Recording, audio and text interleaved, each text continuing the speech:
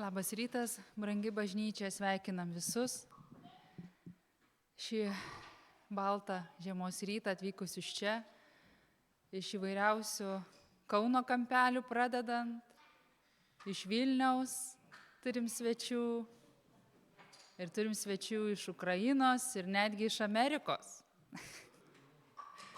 Taip kad mūsų yra daug ir nuostabu, kaip šventoji dvasia mus visus apjungia. Mes galim vienas kito nepažinoti, ateiti į Dievo namus ir jausti, kad taip, čia yra Jis, čia yra Dievas.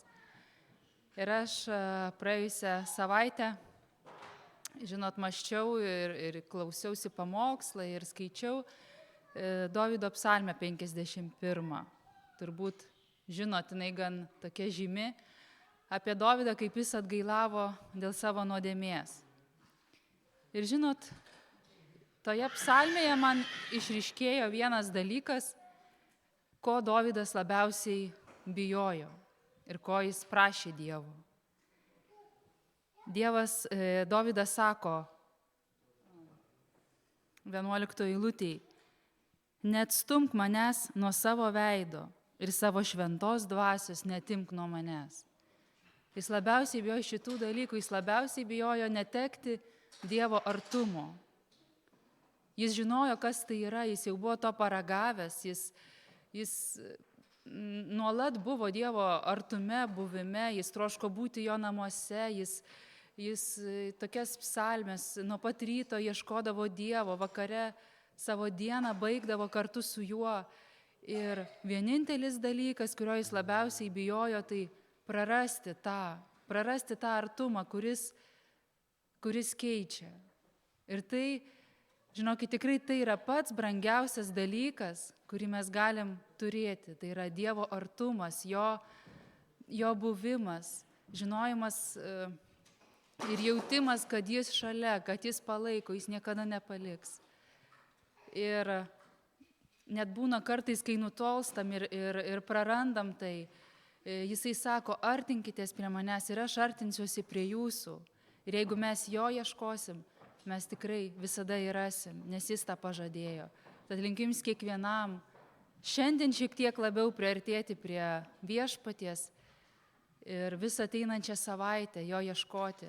Ir Jis tikrai ateina neįtikėtinais būdais, per giesmę, per savo žodį, per maldą.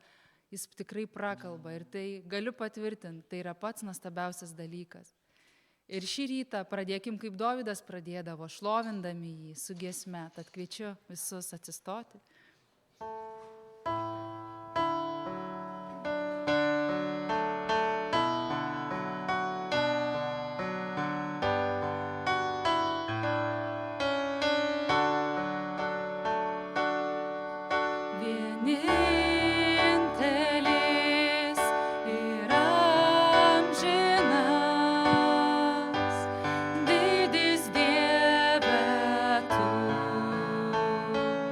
But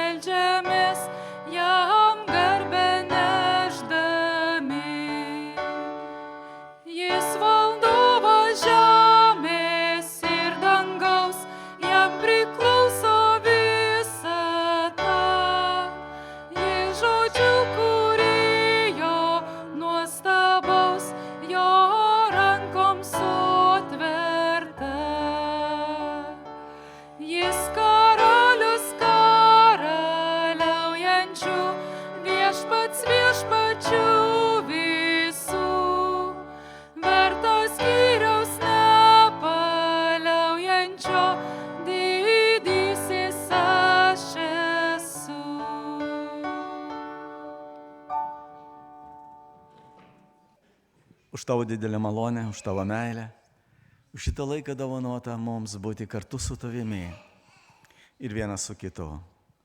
Todėl viešpatie mes prašome, kad šventoji dvasia nusileistų iš dangaus į žemę, nusileistų į šitą vietą. Mes atėjome, kad daugiau tave pažinti. Mes atėjome įeiti į bendravimą su tavimi.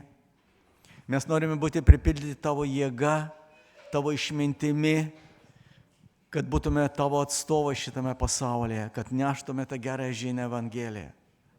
Palaimink, kada giedosime, kada melsimės, kada klausysime tavo žodį, kad mūsų širdies ausis būtų atvertos tavo ir kad tavo vardas visame būtų išaukštintas ir pagarbintas. Palaimink kiekvieną. Būk su mumis. Per tavo sūnų Jėzų Kristų prašome ir dėkojame tau, Tėve. Amen.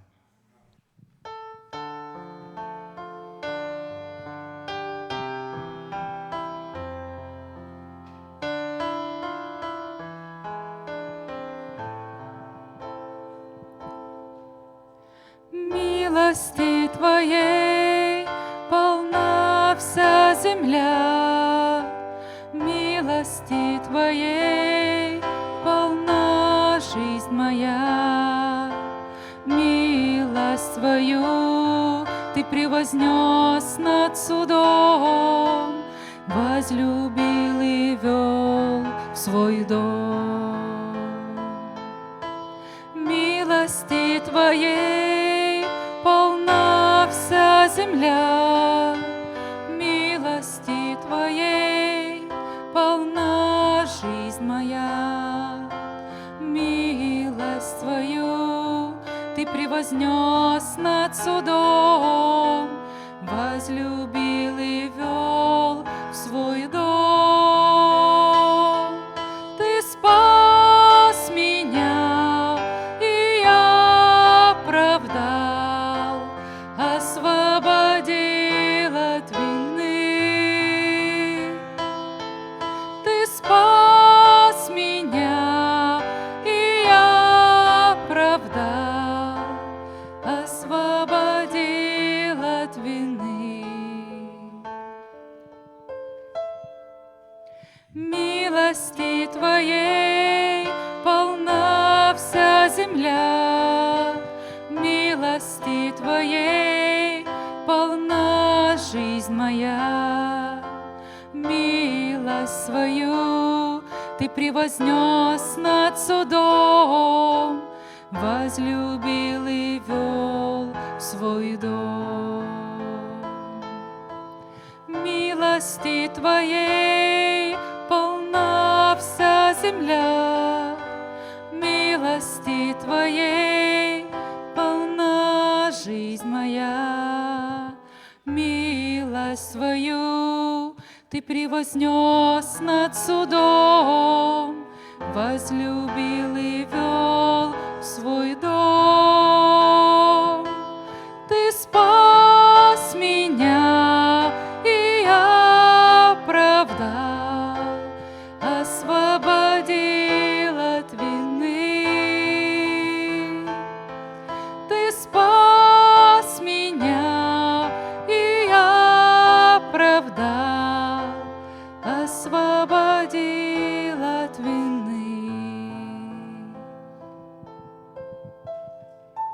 Pačiui sveikinu visus, kurie mes galėjome šiandieną susirinkti maldos namuose.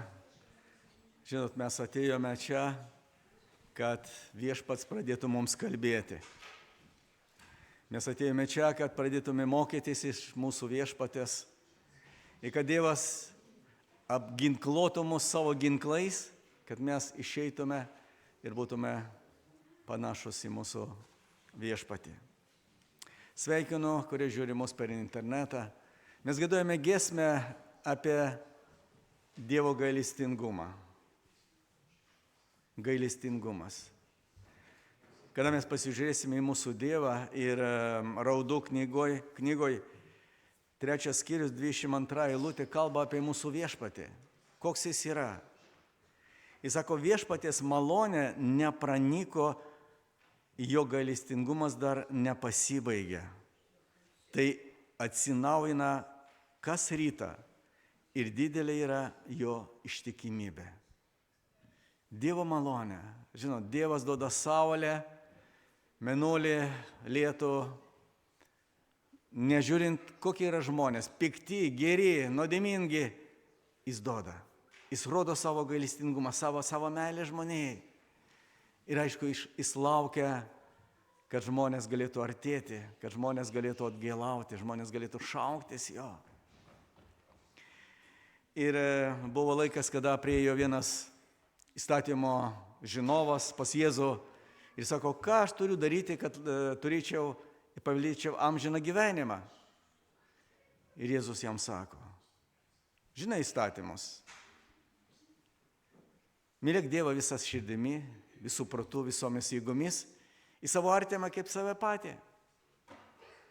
O tas sako, o kas mano artimas? Žinot, kartais mes nežinome, kas yra artimas. Ir tada Jėzus tokia palyginimą sako, vienas žmogus ėjo iš Jeruzalės į Erichą ir sako, sutiko plyšikus, kurie išjungė, atėmė ir pusgyvį, sako, paliko. Sako, ėjo kunigas praėjo, ėjo levitas praėjo, ėjo samarietis. Ir ten įdomu, sako, kad samarietis keliaudamas užtiko ir pasigailėjo. Parodė gailestingumą šitam žmogui. Jis patepė žaizdas aliejumi, apryšo, nuvežė į užeigą, pasirūpino to žmogumi. Reiškia, gailestingumas pasirūpinti. Ir toliau mums šventasis raštas kalba, kad, žinot, tas gailestingumas iš mūsų pusės taip pat jis visada būtų kitam žmogui. Mes dėl vieno žmogaus, dėl kitų žmonių mes norime suteikti teisingumą.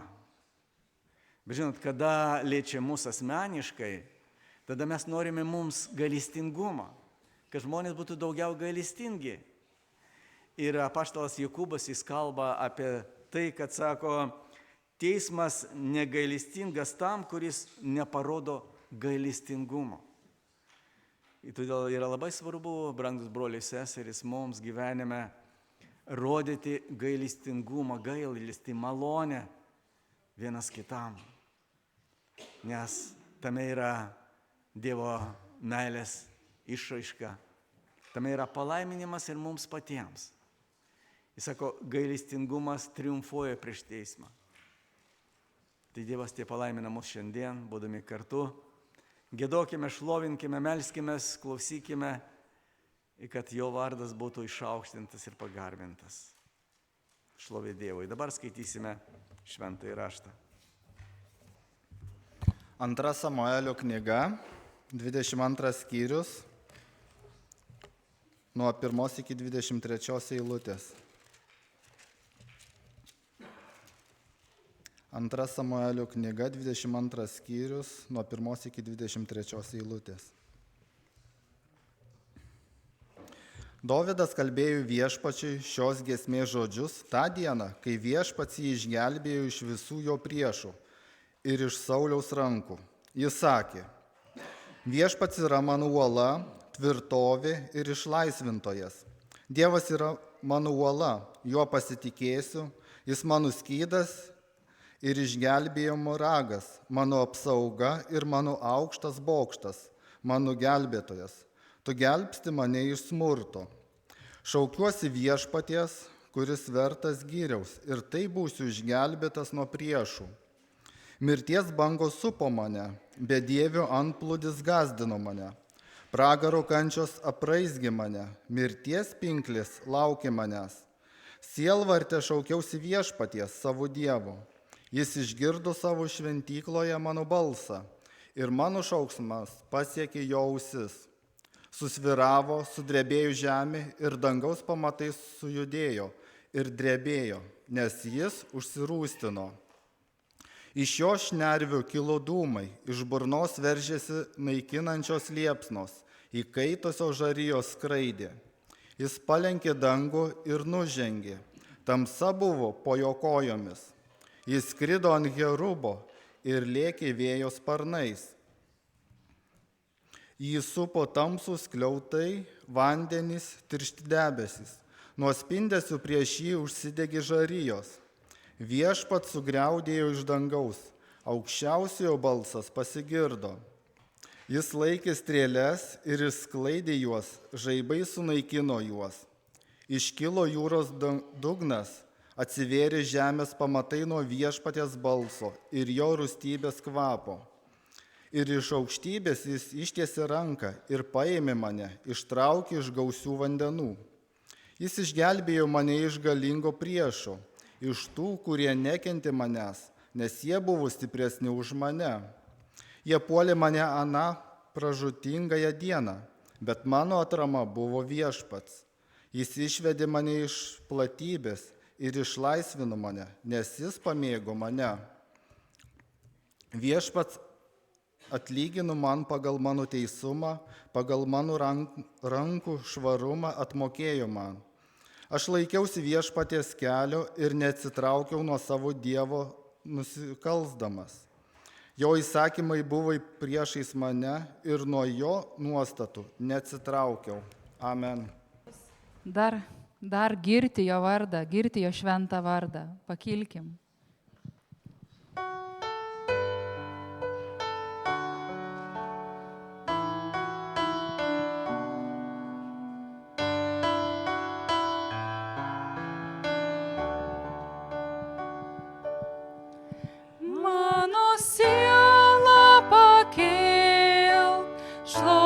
Viešpatį, šventą jo vardą girk, taip kaip niekad anksčiau, dar stipriau, šventą jo vardą girk. Jau kyla saulė, diena ateina, laikas vėl giedoti tau, nesvarbu, kas buvo ar kas dar laukia, leisk man giedot, kai vakaras ateis. Mano siela pakilk, šlovink viešpatį, šventą jo vardą girk, taip kaip niekad anksčiau, dar stipriau, šventą jo vardą girk. Jis pilnas meilės ir lėtas pykti, jo vardas didis, širdis tyra, dėl jo gerumo aš toliau giedosiu, dar 10 000 tam priežasčių. Mano siela pakilk, šlovink viešpatį, šventą jo vardą girk, taip kaip niekad anksčiau, dar stipriau, šventą jo vardą girk.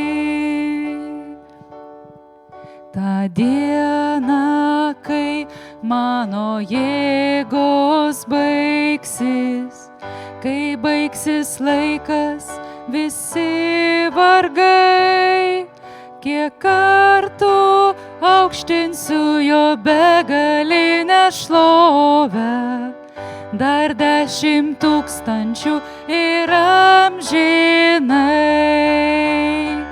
Mano siela pakilk, šlovink viešpatį, šventą jo vardą girk, taip kaip niekad anksčiau, dar stipriau, šventą jo vardą girk.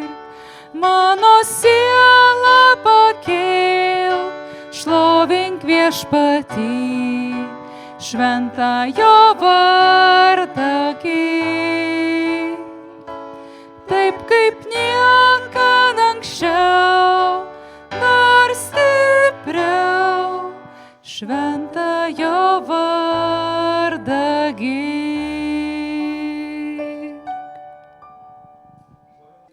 Jo vardą, išaukštinti jo vardą. Ir todėl Dievas padeda mums ne tik čia, bet išeinant iš maldos namo, žodžiu ir gyvenimo, šlovinti mūsų viešpatį. Dabar mes turėsime dar vieną giesmę, ir tai bus Ieškokite Dievo karalystės. Ir tuo pačiu metu mes surinksime paaukojimus ir kiekvieno širdis, kuri yra atverta, mes galėsime sudalyvauti, patarnauti ir taip pat tame pašlovinti mūsų Dievą.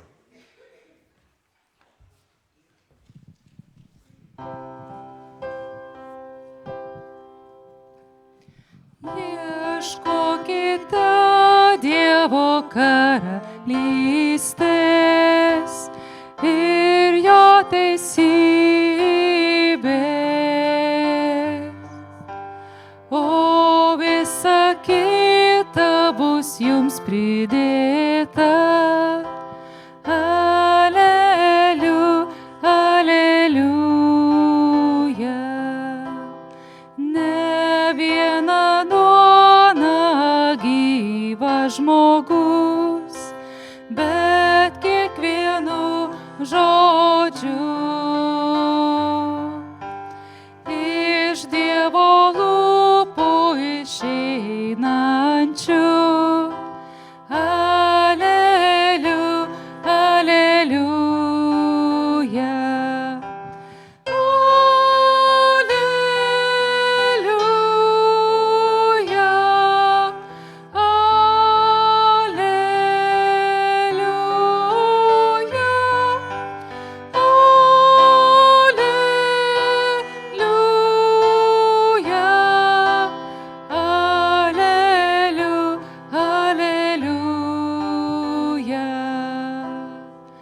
Belskit ir bus jums atidaroma, jeigu ieškosite, rasit, nes tas, kas prašo, tas ir gauna. Aleliu, aleliuja.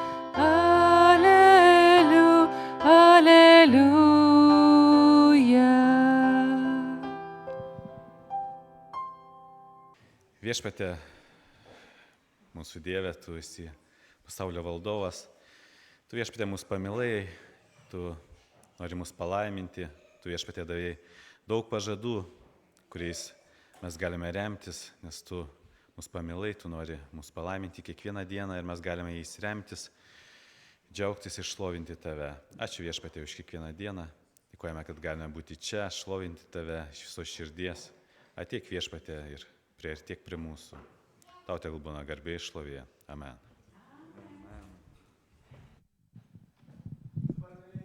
Mes kviečiame vaikučius, kad ateitų vaikučiai čia, eis į sekmadienio mokyklą, mes pasimelsime už jūs ir prašysime Dievo palaimos. Viešpatie mūsų visagalis Dieve, esame dėkingi tau už tai, kad šiandieną tu esi su mumis. Už tos vaikučius, kurias tu dovanoji viešpatie tėvams, ačiū tau. Ir mes prašome tau palaimink viešpatie kiekvieną iš jų. Tu žinai jos viešpatie, tu žinai jų ateitį. Palaimink viešpatie ir mokytoją, kad galėtų pasidalinti, perduoti žinias, Dieve, ir kad tau vardas visame tame būtų išaukštintas ir pagarbintas. Per tavo sūnų Jėzų dėkojame tau, Tėve. Amen. O mes taip pat, mėlyje, mokysimės iš Dievo žodžio. Šiandieną pas mus atvyko pastorius Tomas Bartkus iš Vilniaus, jis nepabijojo šalčio, kažkaip pakilo ir padarė tik kilometrų atvažiuodamas pas mus ir Dievas per jį paruošė žodį, o mes klausykime, nes Dievas kažką norės mums pasakyti. Kažkokią tiesą, paraginimą, padrasinimą arba perspėjimą. Kiekvienam bus savo žodis. Prašau, pastoriau Tomai.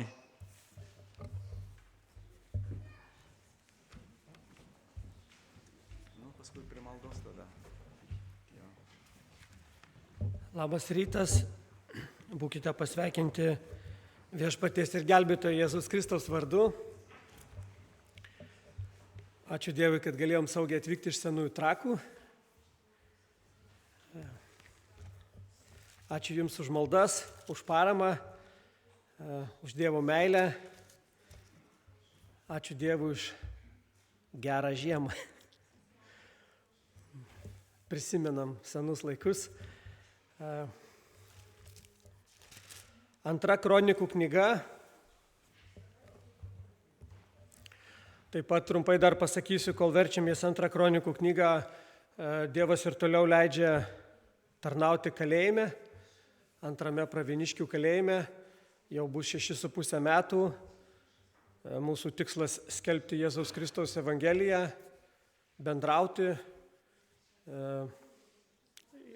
rasti atsakymus iš Dievo žodžio ir norisi, kad tie nuteistieji išeitų kitokie. Ir aš sakau, daugiau čia nebegrįžkite, tegul Dievas veikia jūsų gyvenime ir ypatingai malda, kai jie išeina į laisvę, kad Viešpats duotų jiems tvirtą pamatą. Labai svarbu turėti gerus draugus, gerą bažnyčią, Jėzų Kristų kaip svarbiausią pamatą. Tai ačiū už maldas. Antroje kronikų knygoje, 12 skyriuje, nuo 9 iki 11 eilutės.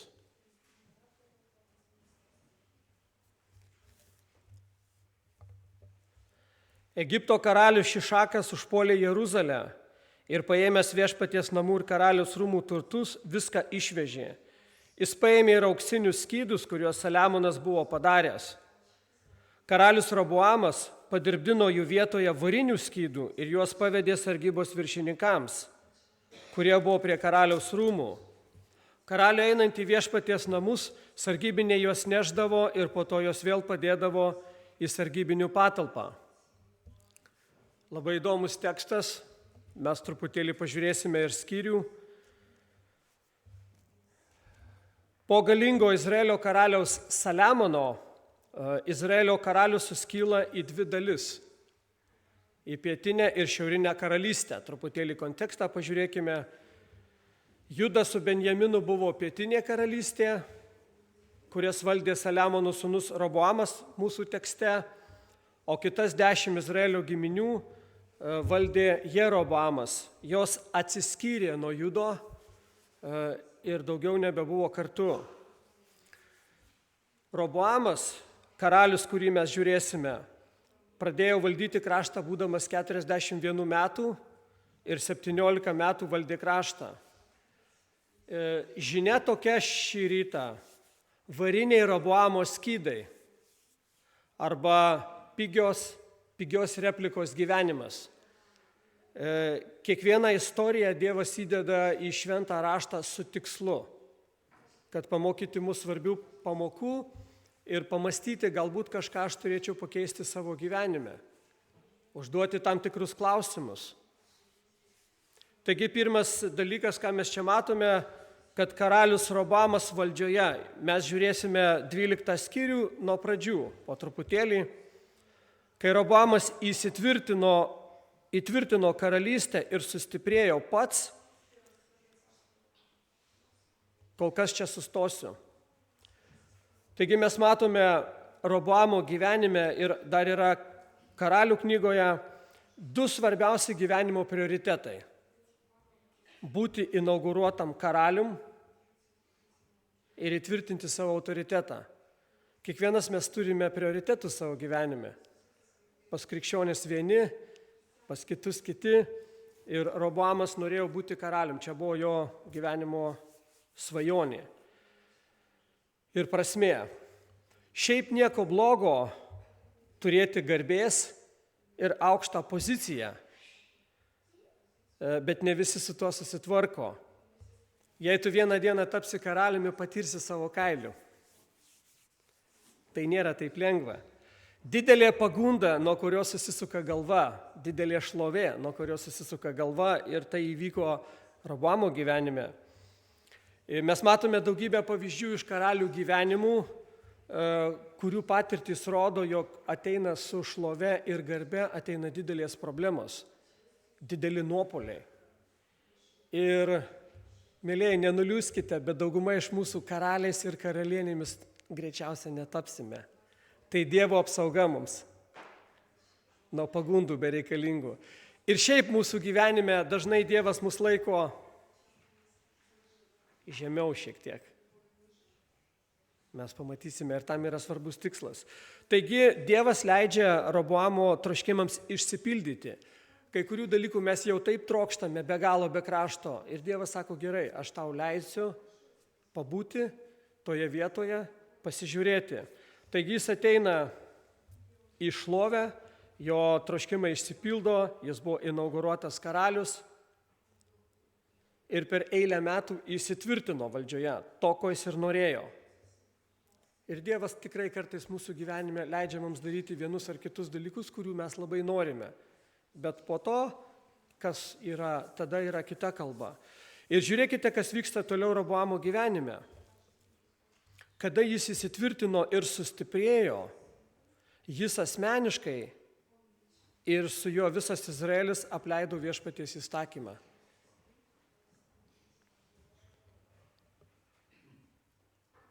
Štai kas nutinka, kada kartais be galo nori kažkokių dalykų ir Dievas tau leidžia juos turėti. Jis nebuvo tam pasiruošęs.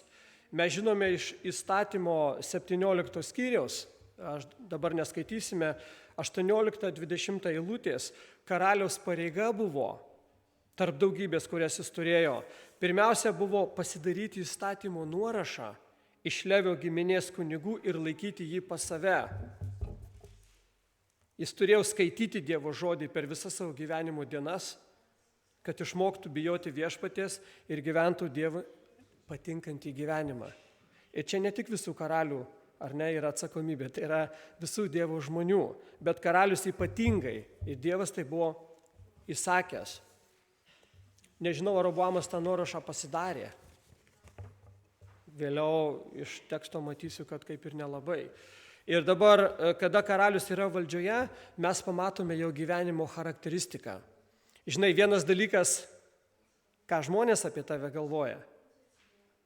Kitas dalykas, ką Dievas apie tave galvoja. Ir tarp kitko, Roboamo pradžia buvo gera. Daugumos iš mūsų pradžia su Dievu yra labai gera, nuostabi ir palaiminta. Gaila, kad ne visi mes išlaikome bėgimą ir ne visi išliekame iki galo ištikimi viešpačiui. 2 Kronikų knyga 11 skyriuje, čia atgal truputėlį, 17 eilutė.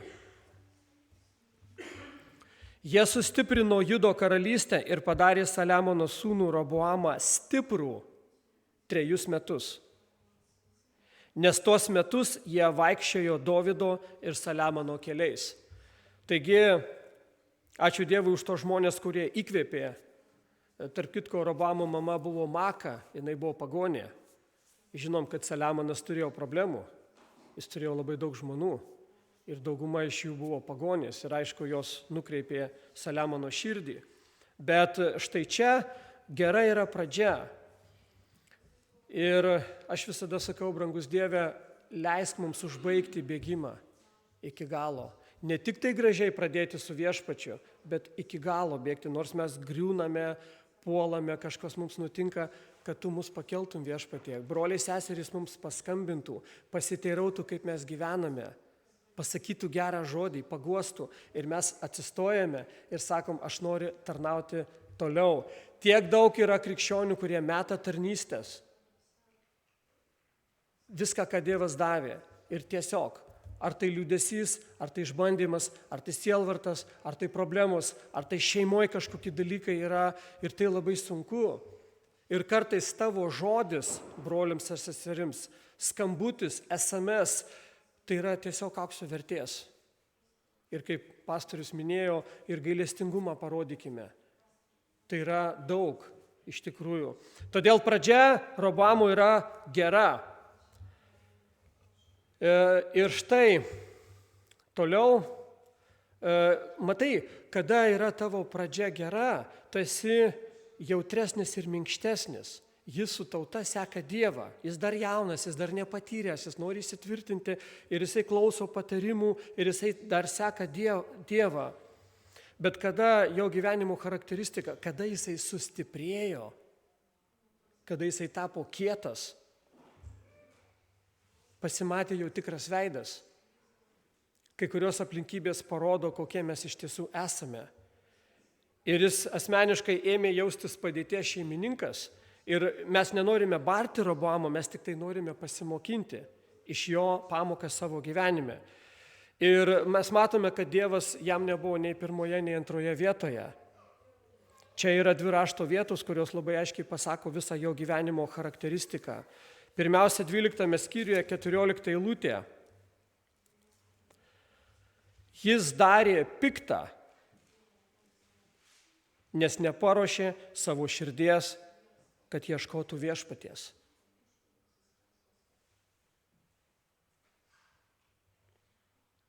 Pradžia buvo gera, bet kažkas nutiko. Arba jis buvo netikintis ir dabar visų gražumų pasimatė, arba jisai buvo tikintis, bet labai nutolo nuo viešpaties.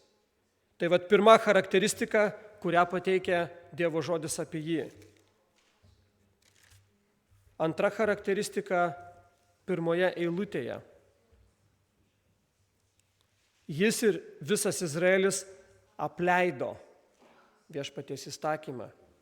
Šie 2 žodžiai neparuošė širdies ir apleido, reikšmės tokios būtų: nutraukė ryšius, pasitraukė, neprižiūrėjo, nustojo skirti laiką ir dėmesį. Ir tai nutiko Roboamui. Ir aš galvoju, jeigu tai nutinka karaliams, mums taip pat reikia melstis ir prašyti Dievo malonės, kad išlaikyti bėgimą viešpatį Jėzuje Kristuje.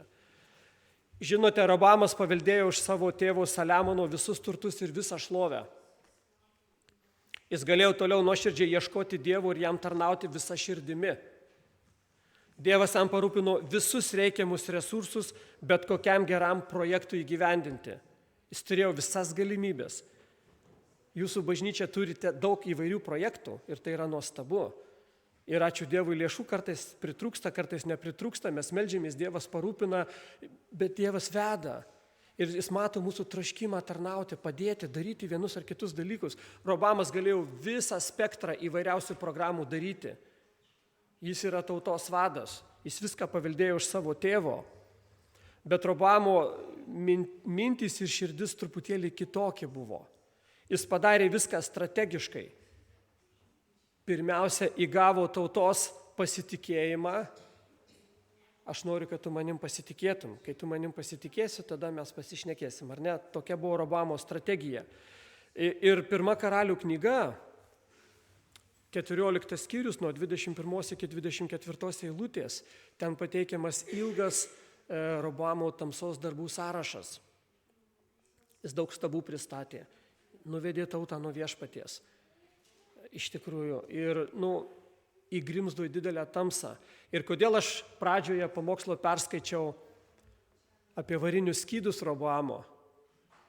Jisai susikūrė dvasinę repliką.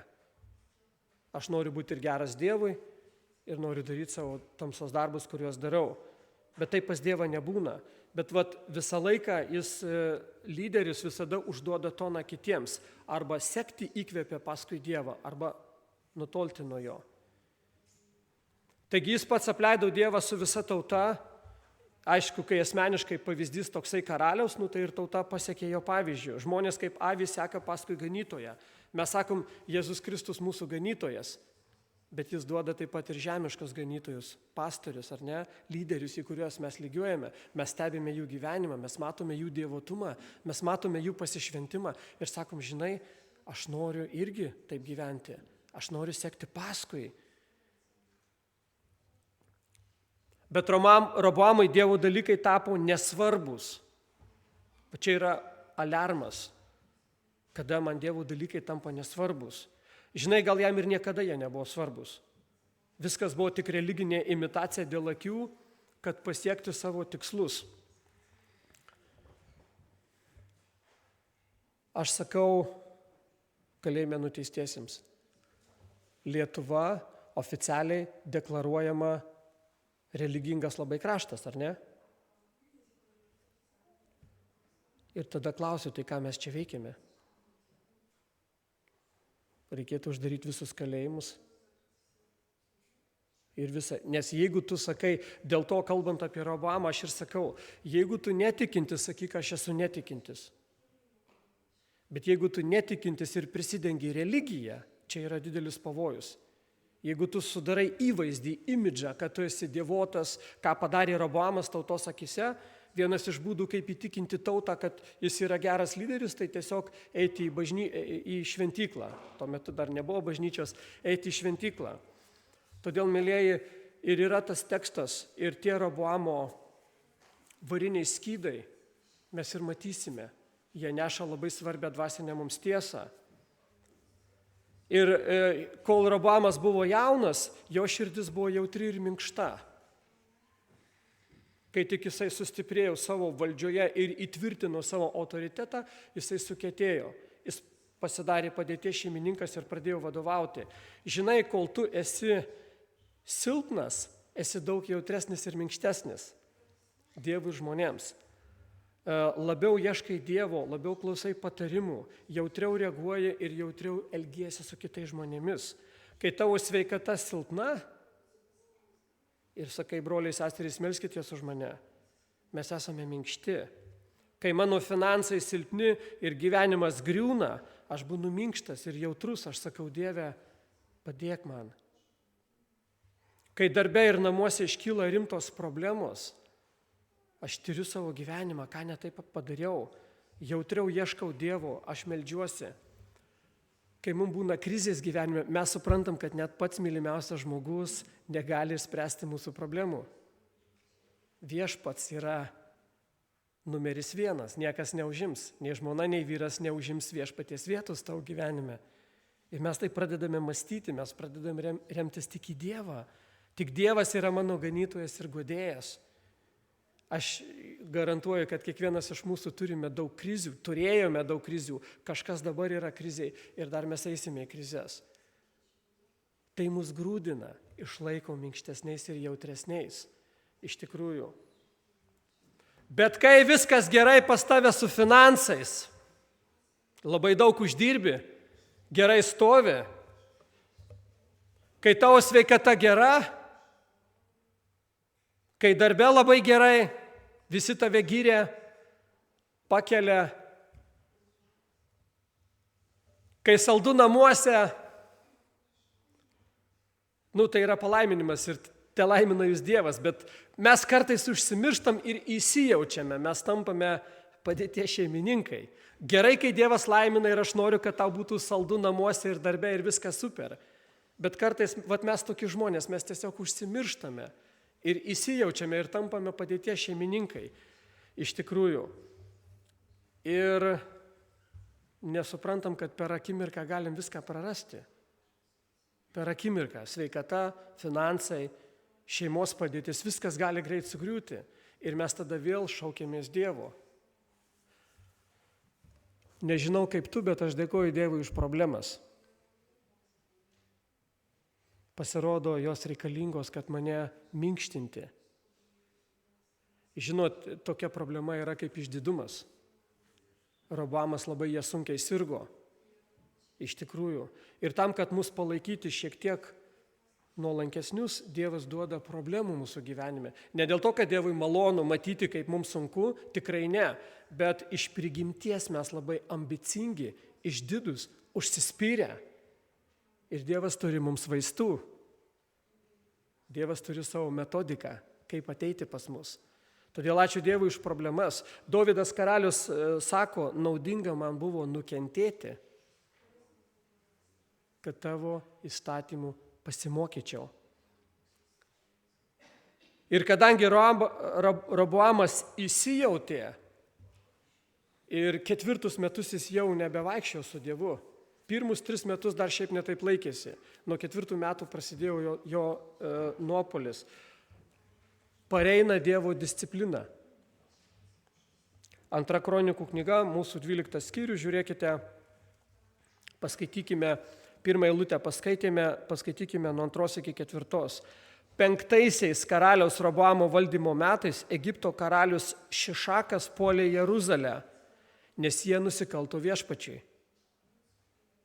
Jis atėjo su 1200 kovos vežimų ir 60 000 raitelių, o žmonių, kurie atėjo su juo iš Egipto, Libijos, Sukimo, Etiopijos, buvo nesuskaitoma daugybė. Jis paėmė Judo sutvirtintus miestus ir pasiekė Jeruzalę. Visą laiką Dievas mus auklėja. Kada mes apleidžiame viešpatį, jis nenori mūsų visiškai sunaikinti, jis prieš tai nori mus auklėti. Iš tikrųjų. Taigi, 4 eilutė. Netrukus Šišakas su visa armija ateis į Jeruzalę. Paėmė daug miestų ir dabar karalius yra dideliai problemai. Bet čia yra vienas svarbus momentas.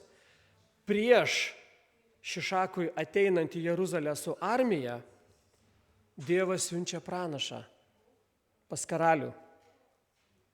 5 eilutė. Pranašas Šemaja atėjęs pas Roboamą ir Judo kunigaikščius, kurie dėl Šišako susirinko Jeruzalėje, kalbėjo jiems: taip sako viešpats, jūs palikote mane, todėl aš paliksiu jūs Šišako rankose. Dievas siunčia pranašą Šemają pas karalių ir vyresniosius informuoti apie Dievo teismo priežastį. Jūs palikote mane, aš palieku jūs.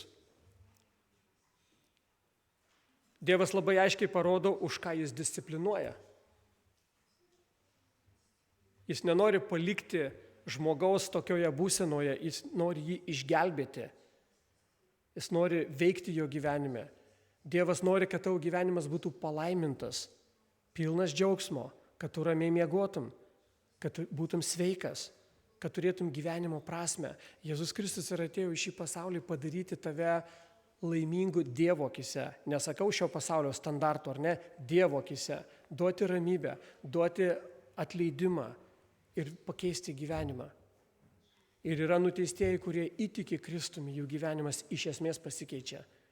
Jie ten daugiau nebegrįžta. Jie pamato skirtumą, ką reiškia tarnauti nuodėmiai ir ką reiškia tarnauti Kristui. Tai yra Dievo planas. Štai dėl ko jisai siunčia pranašus. Štai dėl ko jis mums davė Dievo žodį. Yra bažnyčios, pastoriai, misionieriai, evangelistai, tarnautojai, krikščionys. Mes einame darbe, mokyklose, visur, kur galime, liūdime apie Kristų. Nes tų žmonių gyvenimas yra be Kristaus apgailėtinoj padėtyje. Ir tokia mūsų misija yra.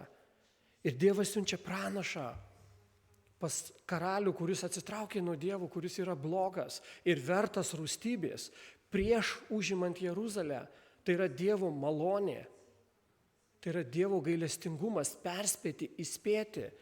Jis nori pažiūrėti, ką karalius darys ir ką visa tauta darys, kada yra toksai pavojus. Ir dabar mes matome karaliaus reakciją į pranašo žinią. Žinai, kada tu skaitai Dievo žodį, kada tu girdi Dievo žodį, tu vis tiek kažkokį turi sprendimą priimti.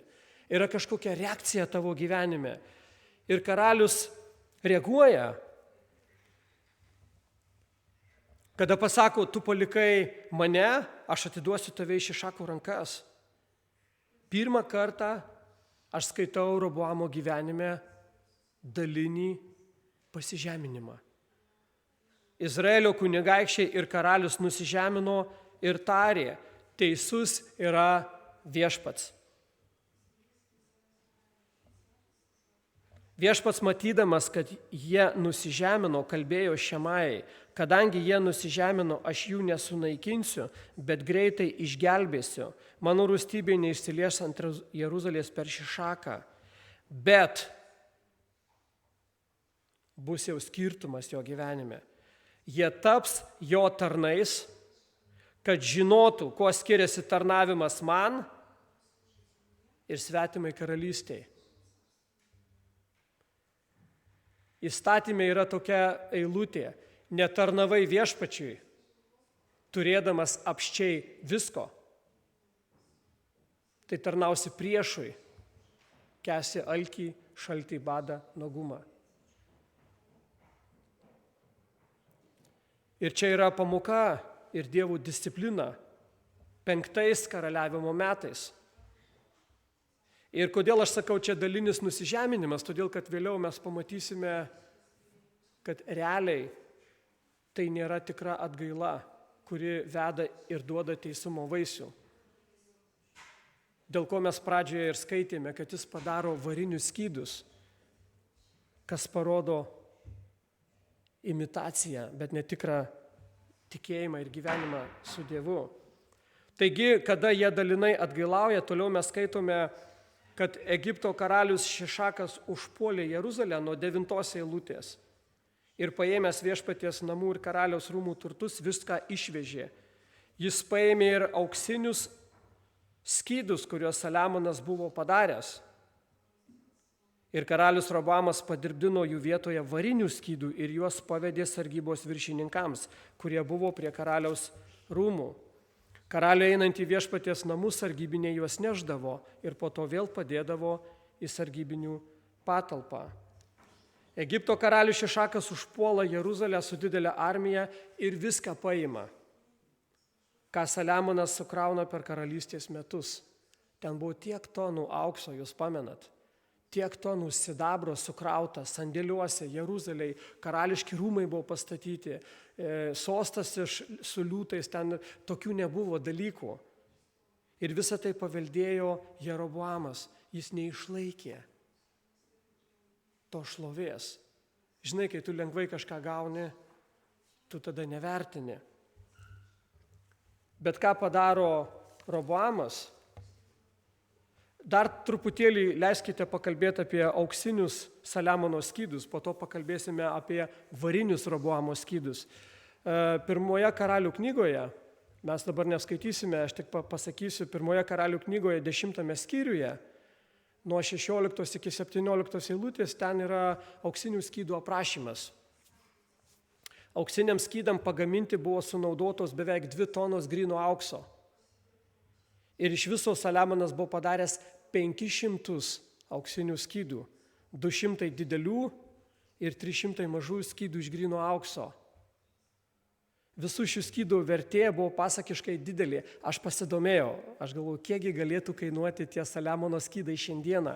Pagal vieną šaltinį jie kainuotų nuo 250 iki 270 milijonų eurų. Vien tik skydai. Ne veltui puolė ir visi norėjo užpulti Jeruzalę. Tai čia tik skydai, kur visi kiti Saliamono lobiai. Aš jau nekalbu apie tų skydų istorinę ir meninę vertę, iš tikrųjų. Bet auksas Biblijoje simbolizuoja Dievo šventumą ir tobulumą. Auksas yra pats tyriausias ir vertingiausias metalas, todėl Biblijoje jis dažnai siejamas su Dievo prigimtimi. Mes žinom, kad Senajame testamente viskas buvo kitaip vertinama nei Naujajame testamente. Sandoros skrynia ir kiti įrankiai buvo iš gryno aukso arba padengti gryno aukso. Tai pabrėžia Dievo šventumą, tyrumą ir tobulumą. Jūs žinote, Apreiškimo 3 skyriuje Laodikėjos bažnyčiai sako, aš tau patariu pirkti iš manęs išgryninto ugnyje aukso. Tai čia tiesiog tokia simbolinė tyrumo yra prasmė. Taip pat auksas simbolizuoja karališką valdžią ir autoritetą. Karūnos, kiti karališki atributai buvo padaryti iš gryno aukso. Bet dar vieną momentą, ką noriu pasakyti, auksinių Saliamono skydų paskirtis buvo labai ypatinga. Su jais neėjo į karą. Jie nebuvo skirti karui. Jie buvo šlovinga puošmena garbinant Dievą. Karaliui Saliamonui einant į šventyklą pagarbinti viešpatį, šios skydus iškilmingai neždavo, jos paimdavo iš kedro medžio namų, iškilmingai neždavo, o po to jos vėl padėdavo. Tai buvo labai gražūs auksiniai skydai, kurie spindėjo šlovę ir didybę. Tai nebuvo Dievo reikalavimas įstatyme, bet čia buvo karaliaus Saliamono noras pasipuošti, einant garbinti Dievą. Mes tokių skydų šiandieną neturime, bet mes puošiamės Dievo valios vykdymu, mes puošiamės malda, ar ne? Mes turime Kristaus teisumą aprengti juo. Iš tikrųjų, mes dabar nežiūrime į materialius dalykus, kaip kurios bendruomenės supranta Dievo malonę ir veikimą tik tai per materialių veikimą. Ne. Jeigu Dievas laimina, amen, bet čia labai reikia atsargiai, nes čia Senas testamentas. Karaliui Saliamonui tokia mintis atėjo, aš noriu iškilmingai garbinti Dievą. Ir jis padaro tas skydus Dievo šloviai. Jie buvo paskirti ir pašvesti vieninteliam tikslui – Dievo garbinimui. Ir tai buvo graži puošmena. Šiandien tavo gyvenimas yra kaip tie auksiniai skydai, tai reiškia pašvesti vieninteliam tikslui – Dievo garbiai. Tai išgrynintas tikėjimas, pasišventimas ir meilė Dievui yra auka. Ir mes kaip tie auksiniai Saliamono skydai paskirti ypatingam panaudojimui. Mes garbinam Dievą ir mes gyvename dėl jo. Mes gyvename, mūsų prasmė. Aš nežinau didesnės privilegijos, nei gyventi dėl viešpaties. Filipiečiam 3 skyrius, 7 eilutė. Paulius sako, tai, kas man buvo laimėjimas, dėl Kristaus palaikiau nuostoliu. Tik tai Kristus mano gyvenimas, tik tai jis yra mano prasmė. Ir žiūrėkite, Roboamas, kai jau nieko nebeturi, iš jo viską paima, norėdamas išlaikyti prestižą, imidžą, jis padaro repliką, jis padaro varinius skydus. Ir čia yra kai kurios tiesos. Variniai skydai Roboamo yra galingas svarbių dvasinių tiesų paveikslas. Kai buvo paimti visi auksiniai Saliamono skydai, jis įsako, aišku, Dievo malonė jis lieka gyvas, bet jis įsako pagaminti varinius skydus vietoje auksinių. Žinot, mėlyjei, spalva panaši ir išvaizda panaši. Atrodo, kaip ir auksas, jeigu varį gerai nublizginsi, bet vertė yra ne ta. Buvo galima, šiaip Roboamas galėjo ne tik pasakyti, kad viešpats yra teisus, bet jis galėjo kitas išvadas gyvenime padaryti. Kada Dievas mus moko, mes norime pirmiausia susitaikyti su Dievu, jeigu esame kažkur nuklydę. Mes norime atstatyti santykį su Kristumi. Mes norime išpažinti visą savo nuodėmes. Bet Roboamas taip sukandusiais dantim, jie pasako su vyresniaisiais. Ir Dievas užskaito tą atgailos dalį, ar ne? Bet jis tiesiog nori išlaikyti tą prestižą ir imidžą. Ir aš galvoju, kam jam reikalingi buvo tie variniai skydai? Tam, kad išlaikyti tą įvaizdį, kad aš einu į šventyklą garbinti Dievą ir noriu, kad būtų panašu kaip mano tėvas Saliamonas, kad tai būtų šlovingas dalykas.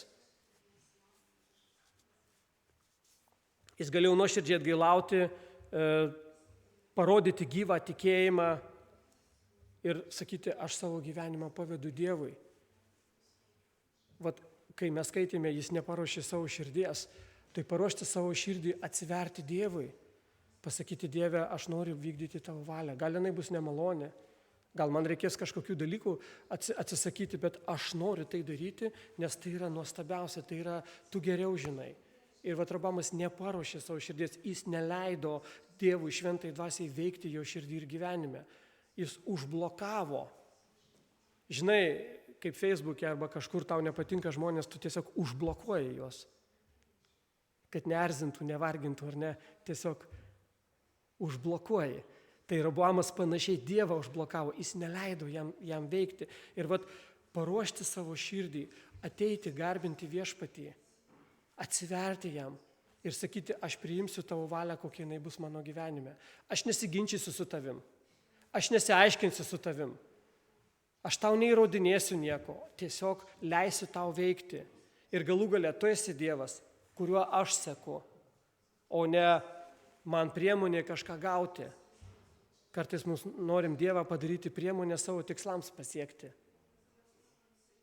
Bet Dievas nėra priemonė man tikslams pasiekti. Jis yra karalius ir valdovas, kuriuo aš seku. Ir Roboamas galėjo tai padaryti. Bet gaila. Ir mes mokomės iš tų pavyzdžių, kartais, kada mūsų gyvenime ateina saulės užtemimai arba kažkoks užkietėjimas arba kažkoks nutolimas, kada velnias įsisuka ir veikia, mums tiesiog reikia neprarasti to jautrumo šventai dvasiai, išlaikyti. Bet Roboamas jisai nori išlaikyti labiau savo prestižą ir geltona vario spalva panaši į auksą, bet vertė netokia. Ir Roboamo gyvenimo pakaitalas, tai ir yra tas tie jau variniai skydai, tai yra asmeninis įvaizdis vietoje Dievo šlovės. Jam svarbu vis tiek atrodyti gerai tautos akise, išlaikyti gerą vardą ir jis daro tos skydus. Roboamas vis tiek ėjo į šventyklą, vis dar turėjau sargybą, vis dar turėjau procesijas, ritualus, bet suprantat, tikroji Dievo šlovė buvo prarasta. Aš jau baigiu, mėlyjeji. Taigi variniai Roboamo skydai buvo tik išorinė imitacija. Pigesnė, mažiau vertinga, bet vizualiai panaši. Tai rodo, kad Roboamas labiau rūpinosi išoriniu įvaizdžiu nei tikruoju dvasiniu atsinaujinimu.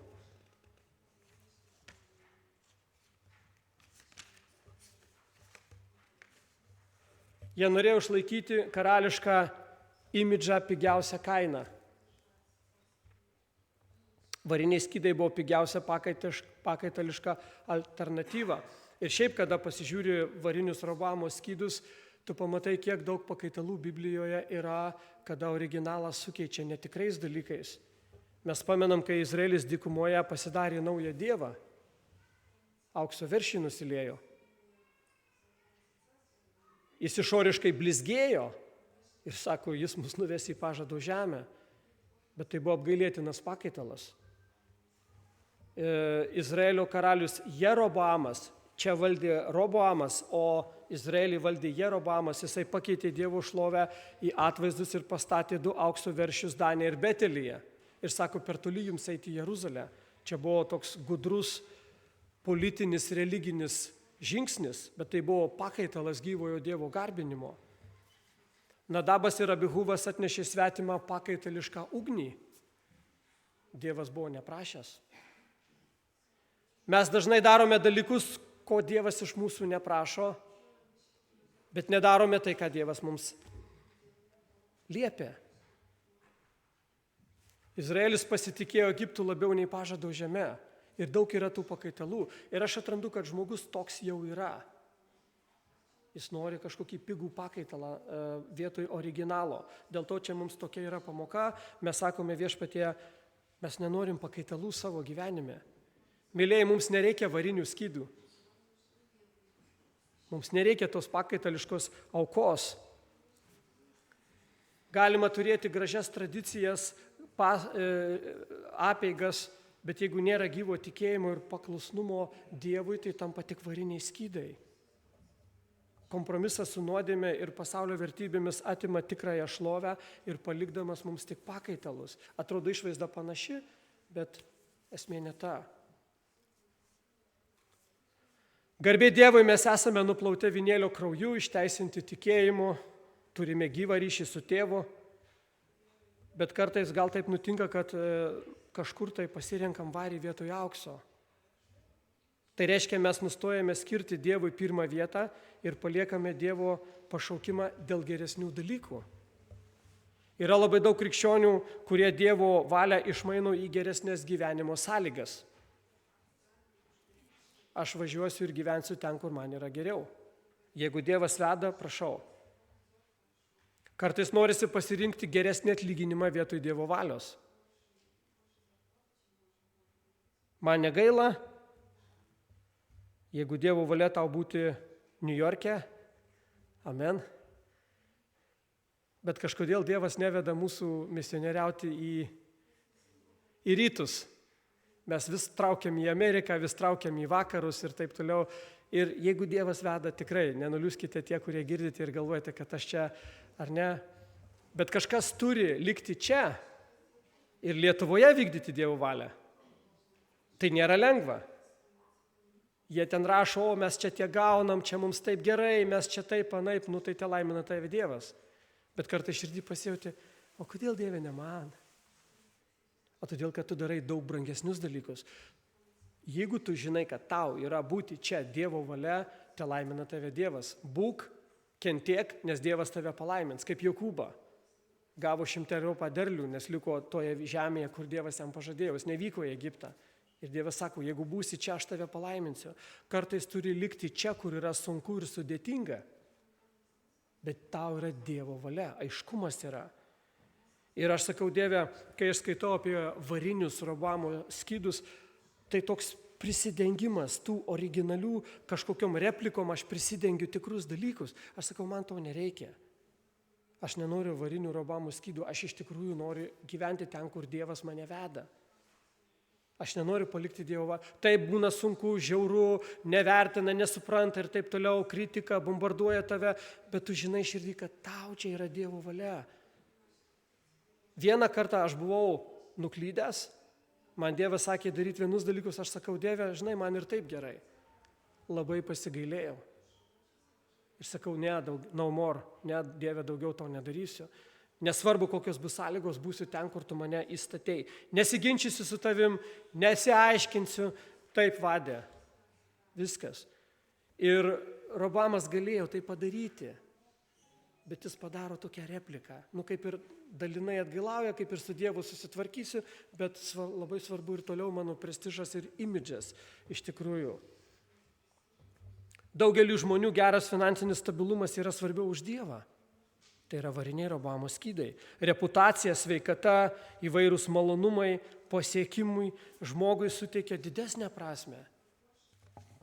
Kartą į vieną miestą lėktuvu atskrido profesionalus smuikininkas. Netrukus jis turėjo groti koncerte. Bet oro linijose bagažo skyriuje užstrigo jo daiktai, tarp kurių buvo jo neįkainuojamas smuikas. Koncertas turėjo visai netrukus prasidėti ir visi muzikantai labai intensyviai ruošėsi koncertui. Smuikininkui buvo panika, kaip aš be savo smuiko, bet jis negalėjo taip greitai atgauti savo daiktų ir ypač smuiko. Jam teko vykti į koncertą be savo bagažo. Organizatoriai skubiai suorganizavo jam smuiką. Tai buvo pigus mokyklinis smuikas. Jam begrojant koncerte su tuo smuiku, klausytojams buvo visai nieko. Bet profesionalioms muzikanto ausims tas smuiko garsas buvo pigus girgždėjimas. Iš tolo atrodo gražus smuikas, bet pradėjus jo groti, garsas buvo tuščias, skurdus ir be sielos. Bet čia profesionalam. Mano ausiai tai man visi smuikai gražiai groja. Publika matė tik gražią išorinę formą, bet tikroji skambėjimo vertė buvo prarasta. Pakeisti skydai rodo, kad kieta širdis ir nuodėmė sunaikina tikrąją dievišką šlovę ir tada žmogus griebėsi pakaitalų. Pakaitalai yra tik tuščia išorinė religinė praktika, bet tikros vidinės galios. Ir tai yra perspėjimas. Jeigu nėra tikro paklusnumo ir ryšio su Dievu, tai tiesiog religinė imitacija. Karalius Robamas ir toliau lankė šventyklą, garbino Dievą, sargyba visada neždavo varinius skydus, kad procesija atrodytų iškilmingai, bet tikroji šlovė buvo prarasta. Mes taip pat galime groti tikėjimą, nuolankumą, dievutumą, bet be tikro Dievo artumo garsas tampa tuščias. Čia smuikininkė profesionaliai pas mus, ar ne? Pigus variniai Robamo skydai tai ne auksiniai Saliamono iškilmingi skydai. Nors atrodo panašiai, bet jų vertė visai kita. Mėlieji, baigiu ir štai ką sakau. Karalius Robamas visą likusį gyvenimą tapo Egipto tarnu, mokėjo jam duoklę ir jo žodis jau nebuvo paskutinis. Galėjau taip nebūti, bet jis pasirinko tokį gyvenimą. Bet vis tiek jis tautai norėjo sudaryti įspūdį, kad viskas gerai ir kad jis kontroliuoja situaciją. Taip jis ir vaikščiojo visą laiką į šventyklą su variniais skydais. 17 metų, mažiau. Išliko ištikimas savo religiniai imitacijai. karalystėje daugiau niekada neatgavo pirminės šlovės. O viskas galėjo būti kitaip, jei karalius būtų nuoširdžiai atgailavęs ir atidavęs savo širdį ir gyvenimą gyvajam Dievui. O dar būtų geriau, jeigu jis būtų nenuklydęs pradžioje nuo gyvojo Dievo. Todėl, kai tau Dievas duoda pinigų, kai tau Dievas duoda sveikatą, kai tau Dievas duoda šlovę ir garbę, gerą reputaciją darbe ir pas tai viskas gerai sekasi, dar labiau reikia melstis. Dieve, neleis man taip stipriai būti gundomam, kad tai išlaikyti. Negauti yra problema, mėlėjai, ar žinote, negauti kažką yra problema, išlaikyti, ką tu su tuo darai. Ir dauguma karalių krisdavo, tiesiog jie silpni yra. Bet gera yra žinia, kad visada gali grįžti prie autentiško tikėjimo, visada pasakyk, Dieve, aš tavęs klausysiu, aš noriu paruošti savo širdį, naudok mane ir taip aš klydau, bet tu pakelk ir naudok mane. Tu esi ypatingas Dievui, tu esi labai svarbus Dievui. Jis nori tave naudoti ten, kur tu esi. Ir kažkas visada stebi tavo gyvenimą, tavo tikėjimą ir pasitikėjimą Dievu ir žiūri, sako, wow, kaip čia šitie žmonės problemuose neisterikuoja, kaip jie pasitikė Dievu, kai taip sunku, kaip jie išlaiko tokią ramybę, aš nesuprantu. Nes jie turi Kristų. Jie vaikščia su tikrais auksiniais skydais, jeigu taip galima pasakyti perkeltinė prasme. Tikras autentiškas tikėjimas, gyvas ryšys su Kristumi, o ne tie pakaitališki Rehoboamo skydai. Stokime maldai.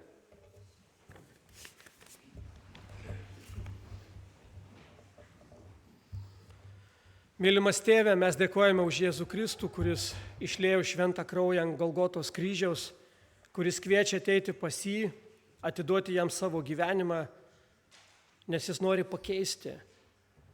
Aš stebiuosi, kaip tu siuntei pranašą Šemają pas Rehoboamą, kuris jau buvo giliai įklimpęs, bet tu vis tiek siuntei prieš užimant Jeruzalę perspėti.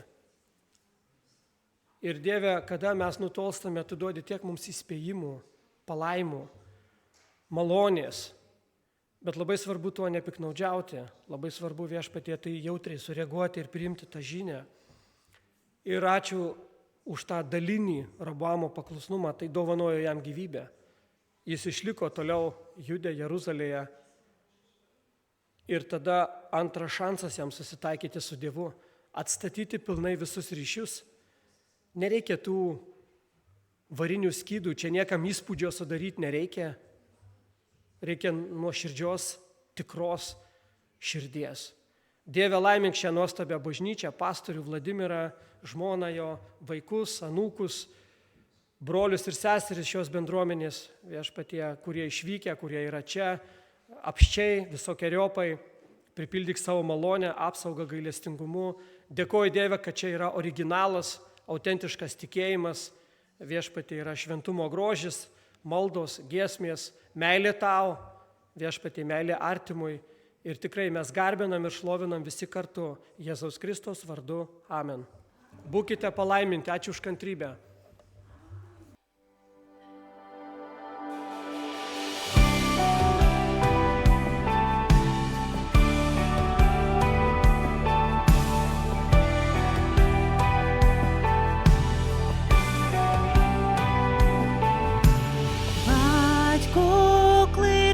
Тебе, вірним ти був, вірним ти є,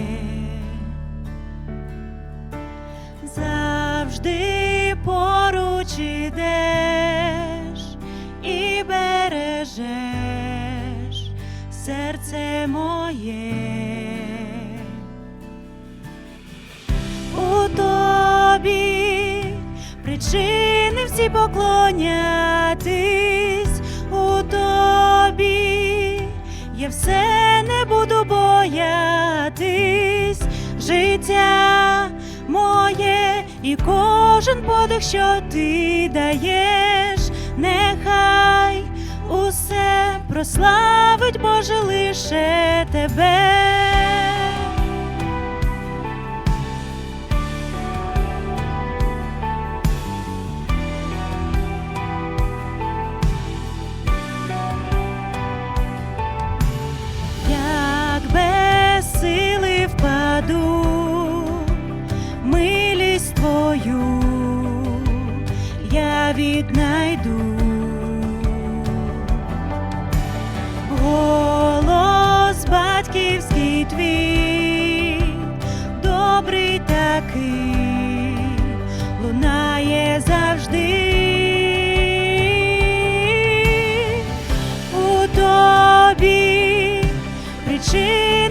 поклонятись у тобі. Я все не буду боятись, життя моє і кожен подих, що ти даєш, нехай усе прославить, Боже, лише тебе.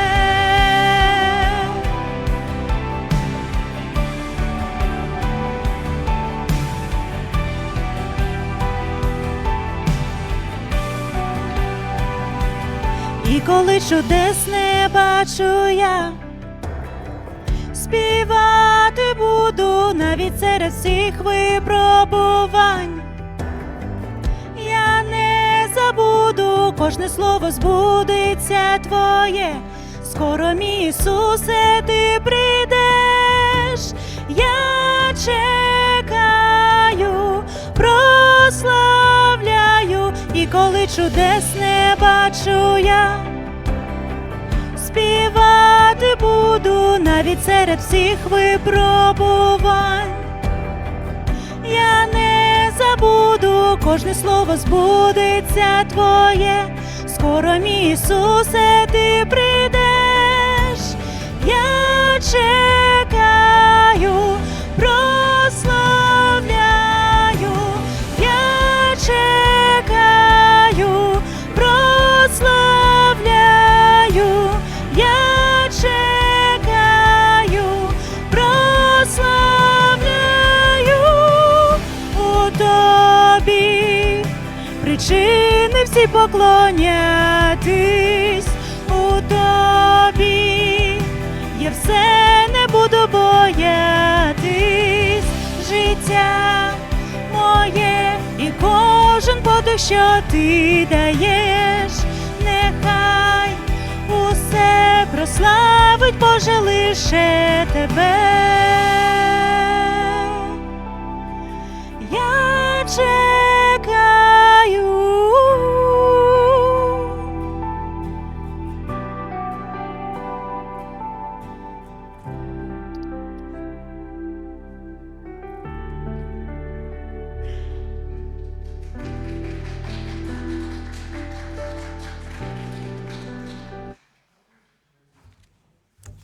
Dėkujam.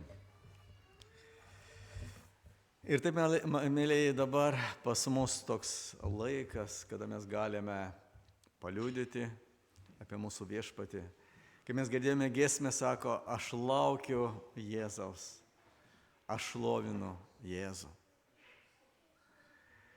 Taip pat galite perduoti sveikinimą trumpą, ateiti, čia toks yra laikas.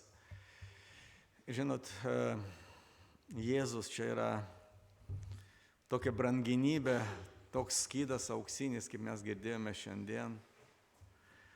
Aš buvau kalėjime šią savaitę ir atėjo vienas vyras 30 metų, jis pradėjo išpažinti savo nuodėmes, jis pradėjo verkti, jis sako, aš nenoriu toliau taip gyventi, aš noriu kitaip, nežinau kaip.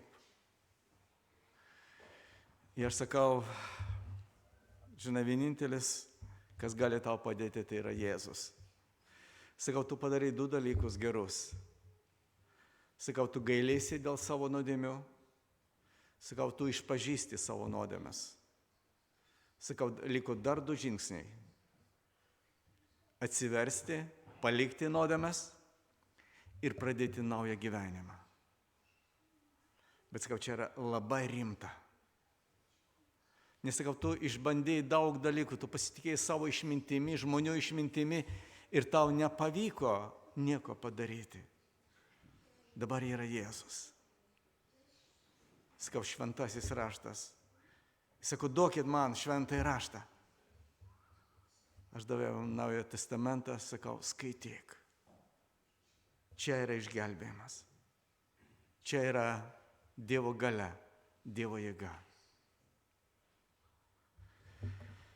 Toks yra mūsų Jėzus, mylėjai, kuris sako, kas yra Kristuje, tas yra naujas kūrinys. Kas sena praėjo, štai atsiranda naujas. Čia yra Dievo malonė. Ir todėl, mėlyje, jeigu turit širdį kažką pasakyti, pasidalinti, perduoti linkėjimus, prašau, jūs galit ateiti čia. В першу чергу ми дякуємо Богу, Mes dėkojame Dievui pirmiausia, що Він нашу дорогу благословив.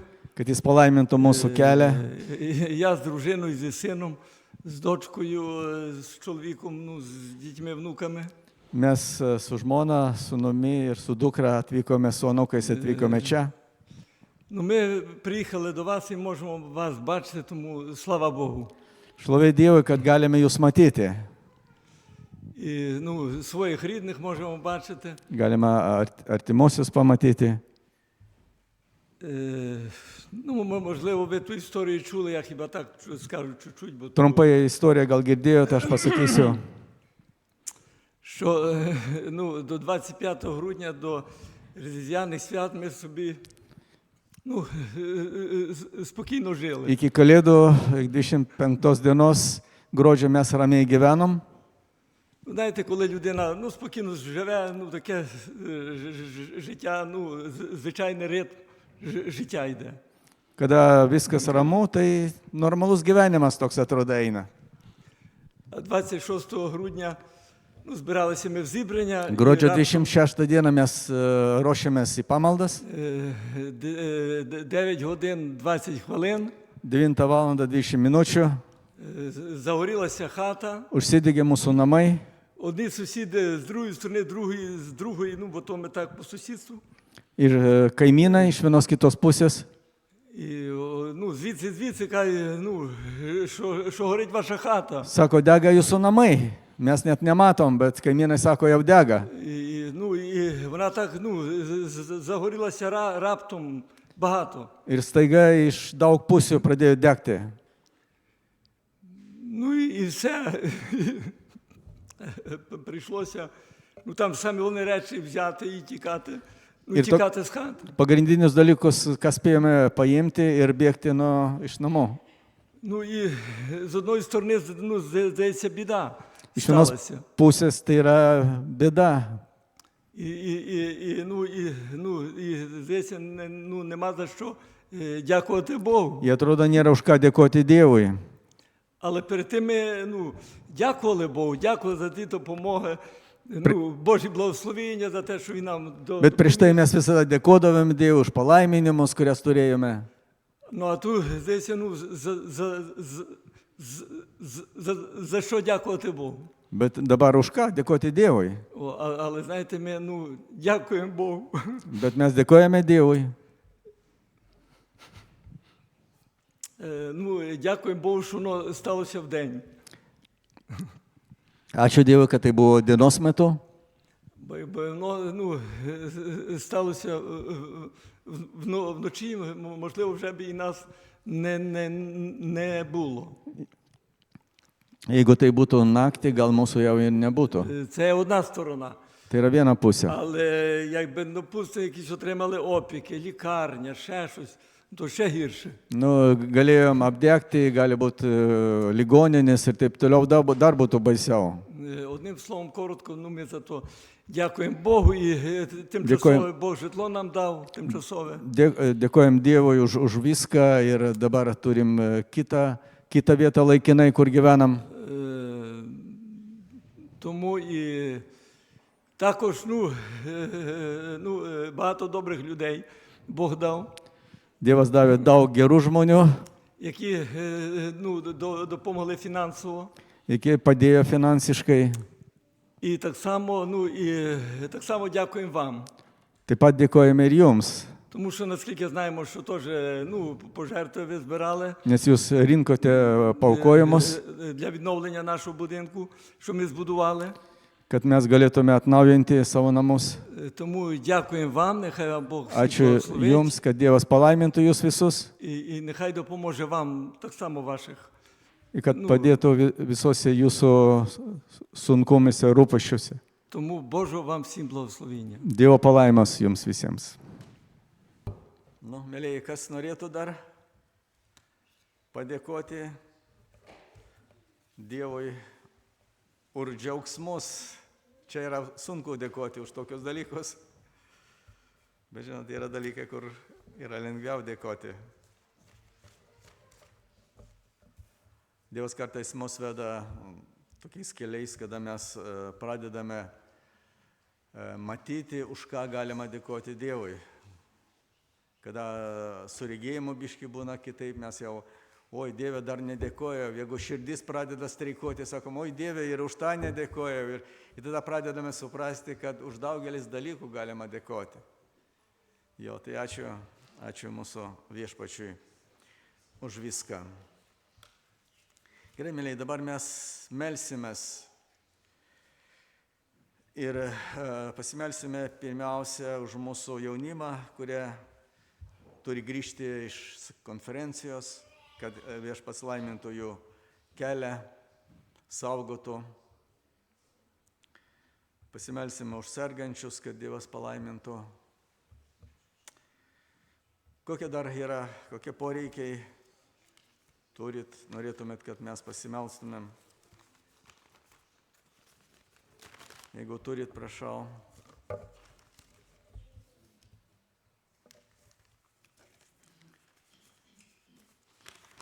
Mes turime čia dar sąrašą žmonių, už kurias melsimės, kad Dievas palaimintų. Ir taip. Laurinas, sūnus Laurinas.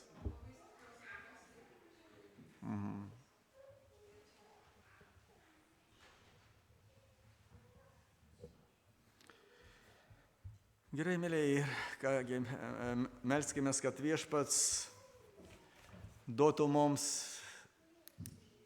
judėti pirmin su viešpačiu, kad mūsų pradžia ir mūsų pabaiga būtų tvirta viešpatyje, kad niekas mus nesuviliotų, neapgautų, kad mes būtume tvirti tikėjime ir mūsų tikėjimas, pasitikėjimas būtų Kristumi ir eitume su juo iki tiek, kiek viešpats leis mums gyventi šitoje žemėje. Tada atsistokime ir melsimės. Jeigu jūs turit širdį keletą žodžių tarti Dievui, prašau, jūs galit taip pat pasimelsti. Mūsų dangiškasis Tėve, visatos Kūrėjo, esame dėkingi Tau už tai, kad dovanoji mums šitą dieną, šitą laiką, šitą galimybę stovėti Tavo akivaizdoje. Mes dėkojame, kad šiandien Tu kalbi mums, Tu dar primini mums apie savo šventumą, apie savo meilę, apie savo gailestingumą mums žmonėms. Tu nori, Viešpatie, kad mūsų kelias būtų palaimintas su Tavimi, nes Tu priminei savo laiku ir sakai, kad be manęs jūs nieko negalite daryti. Todėl duok, kad Viešpatie mes tai prisimintume visada ir priimdami bet kokius sprendimus mes užklaustume Tave, ką mums daryti ir kokiu keliu mums eiti. Viešpatie, aš prašau palaimos ir mūsų jaunimui, kurie grįžta iš konferencijos. Tai Tavo apsauga būna su jais. Viešpatie, tą, ką jie girdėjo, kad pasiliktų jų širdise, kad Viešpatie, jie galėtų augti Tavo šloviai, Tavo garbiai, kad Viešpatie, Tu augintum ir sustiprintum juos. Viešpatie, mes meldžiamės už brolius seseris, kurių nėra su mumis šiandien čia, kurie serga. Viešpatie, duok jėgos, stiprybės, prisiliesk prie kūno, dvasios, sielos, stiprink ir palaimink. Taip pat, Viešpatie, mes meldžiamės už Lauriną. Tu žinai jį, Tu žinai jo situaciją, jo padėtį, kad Tu jam esi labai reikalingas. Kad jo gyvenimas iš tikrųjų galėtų pasikeisti tik tuomet, kada Tu ateisi, kada Tu pradėsi kalbėti, kada jis pradės girdėti. Ir Viešpatie, kad jis atvertų savo širdį, kad Tavo šviesa, Viešpatie, apšviestų protą ir širdį, jis ateitų su atgaila, šauktųsi Tavęs. Ir prašytų Tavo išlaisvinimo, prašytų Tavo malonės. Viešpatie, Tu galėtum paguosti ir mamą, Dieve, mes laiminame Tavo vardu. ir prašome tavo galybės iš dangaus. Mes taip pat viešpatie meldžiamės už tos žmonės, kurie yra šitose sąrašuose. Viešpatie, tu pažįsti kiekvieną. Kiekvienas iš jų yra sukurtas pagal tavo atvaizdą ir paveikslą. Ir viešpatie, tu norėtum, kad jie visi atstovautų tave, bet nuodėmę iškreipė. Velnias apgavo.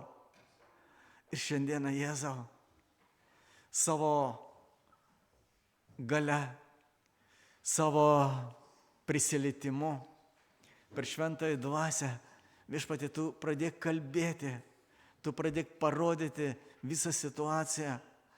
Viešpatie, kad kiekvienas šauktųsi ir tavo prisilietimas prie sielos dvasios ir kūno, viešpatie, jie pajaustų. Viešpatie, ir jie dėkotų, šlovintų tave. Padėk ir palaimink, viešpatie, mes prašome tavo malonės, atidodami į tavo rankas, viešpatie, tos žmonės. Ir mes prašome palaimink kiekvieną iš mūsų čia esantį. Viešpatie, tu esi mums reikalingas. Tu reikalingas mūsų šeimoms ir vaikams. Mes negalime, viešpatie, visur būti ir vesti ir saugoti savo artimuosius, bet mes juos atidodame į tavo rankas, į tavo apsaugą, į tavo palaiminimą. Palaimink, viešpatie. Todėl tau šlovė, garbė ir padėka. Jėzaus Kristaus malonė, Dievo meilė ir šventosios dvasios bendravimas te pasilieka su mumis visais. Amen.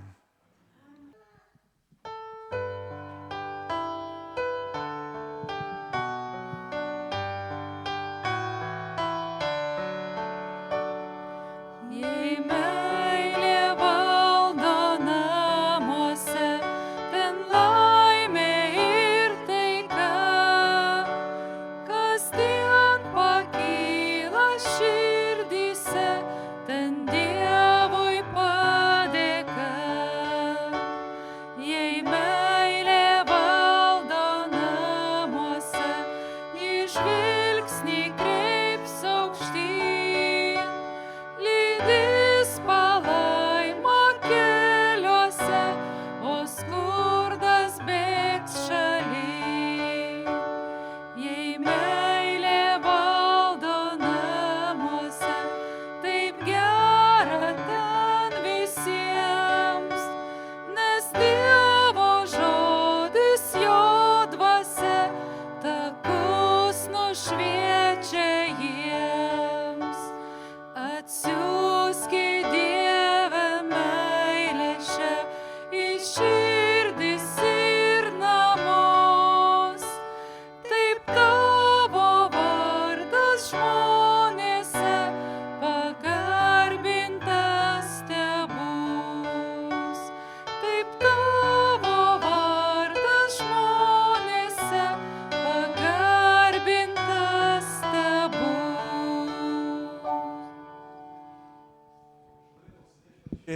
Brangus broliai seserys, tie meilė iš tikrųjų valdo ir širdise, ir namuose, ir ten, kur mes nebebūtume, kad jis būtų pašlovintas. Antradieniais mes renkamės maldai, maldos vakaras, bendravimas ir ketvirtadienį Biblijos studijos.